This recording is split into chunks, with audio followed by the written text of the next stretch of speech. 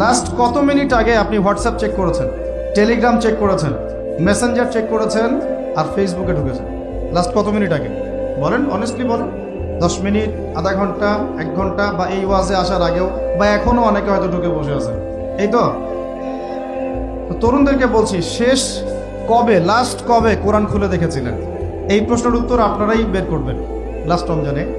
আমি জানি, কিন্তু আমি কাউকে আঘাত করতে চাচ্ছি না। আপনারা নিজেরাই চিন্তা করবেন লাস্ট কবে আপনি কোরআন খুলে দেখেছেন।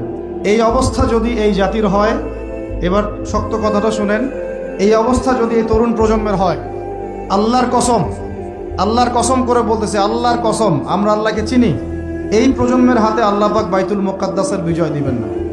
আপনারা 1000 মাহফিল করেন, কিচ্ছু করতে পারবেন না, কিচ্ছু করতে পারবেন না।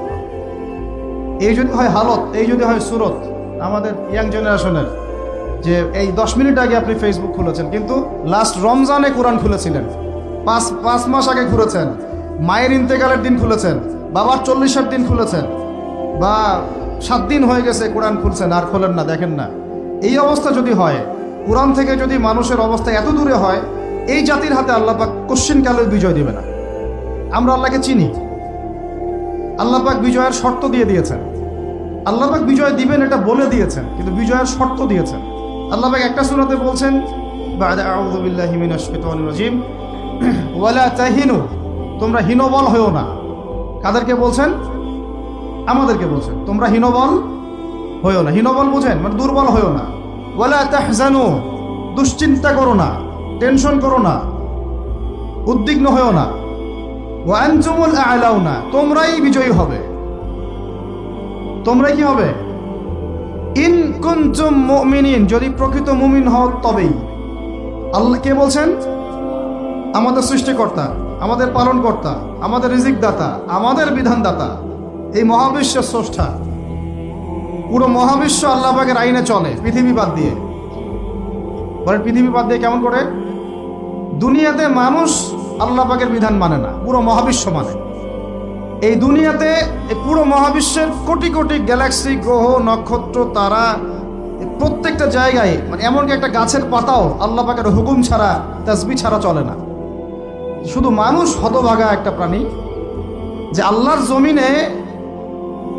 জমিনে থেকে, আল্লাহর খেয়ে, আল্লাহর পরে, আল্লাহর বাতাস থেকে শ্বাস নিয়ে, আল্লাহর দেওয়া পানি পান করে, আল্লাহ পাকের দেওয়া অর্থ, সম্পদ, রিজিক, স্ত্রী, সন্তান সব ভোগ করে, আল্লাহরই জমিনে আল্লাহ বিরোধী আইন চালু করে দিয়েছে। এই মানুষই একটা হতভাগা প্রাণী। মন খারাপ করেন না, আমার কথা রাগ করেন না, এগুলো বাস্তব। আর আমার দিকে তেড়ে এসে কোনো লাভ নাই, কারণ এটা হচ্ছে অকাট্য সত্য কথা, যে আমরা আল্লাহ পাকের জমিনে আল্লাহর খেলাফতের দায়িত্ব পালন করছি না।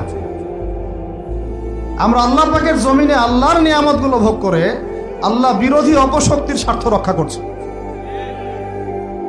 না হলে বাংলাদেশের মতো জায়গায় কেউ ট্রান্সজেন্ডার চালু করতে পারে?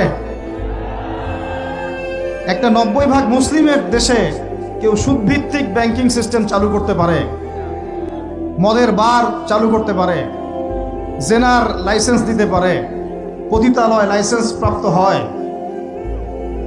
কখনো ওই যে যাত্রা, পালাগান, ঢাকঢোল, ডুগি তবলা বাজতেছে, কেউ প্রতিবাদও করতে পারে না। করতে গেলে তাকে বলা হয় সে মৌলবাদী, সে সন্ত্রাসী, সে জঙ্গি, উগ্রবাদী। তো আমরা যদি আল্লাহ পাকের জমিনে আল্লাহর খেয়ে, আল্লাহর পরে, আল্লাহ পাকের সব নিয়ামত ভোগ করে এই যদি হয় আমাদের অবস্থা, তাহলে আমাকে আপনি বলেন যে আল্লাহ পাকের কি বয়ে গেছে যে আমাদের হাতে আল্লাহ পাক এই দুনিয়াতে বিজয় দিবেন? আর কোনো জাতি নাই? পুরো মহাবিশ্বে সবাই আল্লাহর হুকুম মেনে চলে। সূরা বনী ইসরাঈল পড়েন, এমন কোন সৃষ্টি নাই আল্লাহ পাকের যে আল্লাহর তাসবিহ পাঠ করে না। শুধু মানুষই হতভাগা একটা সৃষ্টি।